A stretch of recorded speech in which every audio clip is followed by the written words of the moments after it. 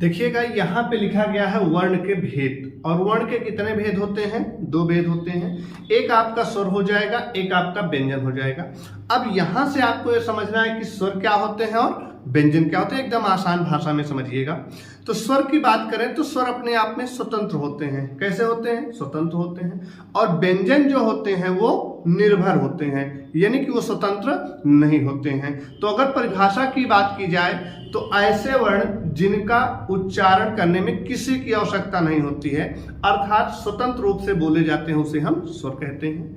अगर इसी व्यंजन की बात की जाए तो ऐसे वर्ण जो किसी पर निर्भर होते हैं, अर्थात जो स्वरों पर निर्भर होते हैं या जिनका उच्चारण करने में स्वर की आवश्यकता पड़ती है, उसे हम व्यंजन कहते हैं। आइए एग्जाम्पल की तरह आपको दिखाते हैं।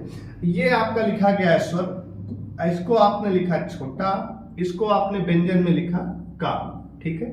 अब आप उच्चारण करके देखिए आ, किसी की जरूरत पड़ी नहीं, और जैसे ही आपने बोला का, आ की ध्वनि निकल रही है, तो ये आपका व्यंजन है। जितने भी व्यंजन हैं अगर इनका आप उच्चारण कर रहे हो तो बिना स्वर की सहायता से आप नहीं बोल सकते हो, और जितने भी आपके स्वर हैं इनको बोलने के लिए किसी की आवश्यकता नहीं पड़ेगी।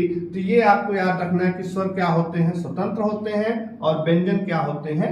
निर्भर होते हैं। और किस पे निर्भर होते हैं? स्वर पे निर्भर होते हैं। तो यहाँ से आपकी परिभाषा आराम से आ जाएगी कि ऐसे वर्ण जो स्वतंत्र रूप से बोले जाते हैं या जिनको बोलने में किसी की आवश्यकता नहीं होती है, उसे हम स्वर कहते हैं।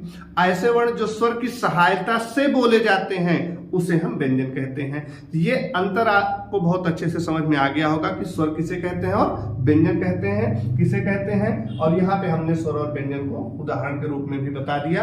वीडियो कैसे लगी कमेंट करके जरूर बताइएगा। धन्यवाद।